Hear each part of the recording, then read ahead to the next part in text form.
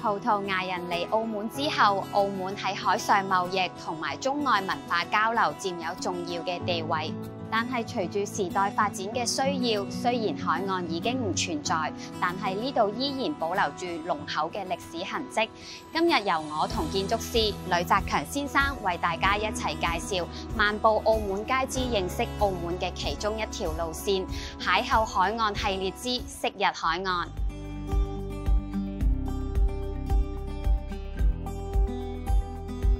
18世紀咧，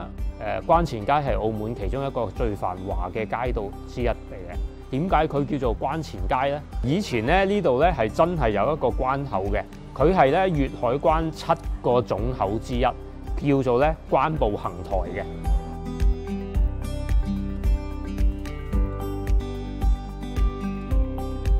直至今日，經過活化嘅關前街依然有住當年繁盛嘅影子，而且好適合年輕人過嚟打卡㗎。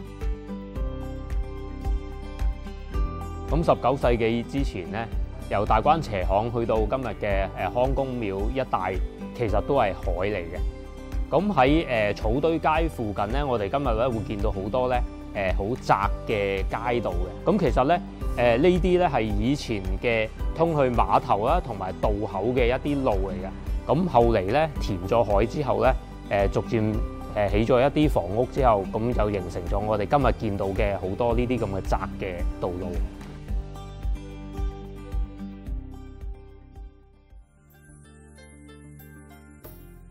康公廟咧係19世紀中期建成嘅，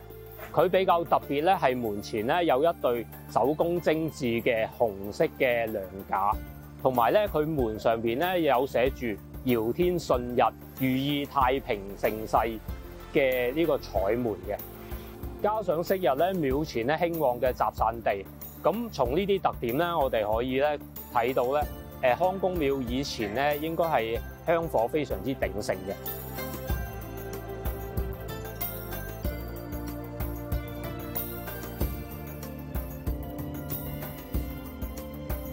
康公廟供奉住康公主歲、金花娘娘、觀音菩薩等等嘅神靈，其中比較特別咧就係和合二仙，佢象徵住幸福快樂、婚姻美滿，好多人想改善人際關係都會供奉佢㗎。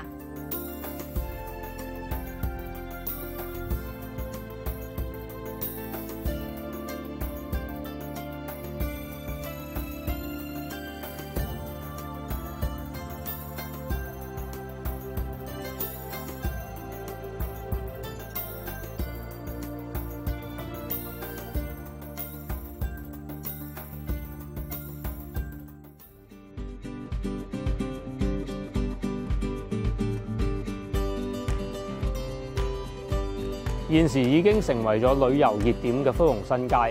保存住好多青磚屋同埋蠔殼窗，係具有嶺南特色嘅建築。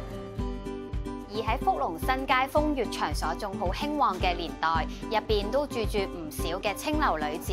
佢哋習慣會喺門口放個牌仔，示意有心入行嘅女子揾佢哋拜師學藝，而出師後咧就先可以喺青樓接待達官貴人嘅。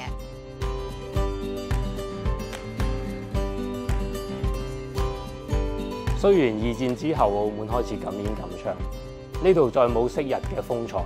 但係現存嘅歷史建築亦可以讓我哋一探當時嘅繁華景象。多謝晒呂生為我哋介紹咁多有關昔日海岸嘅故事，同時都歡迎大家親身體驗漫步澳門街呢條路線，邂逅海岸系列之昔日海岸。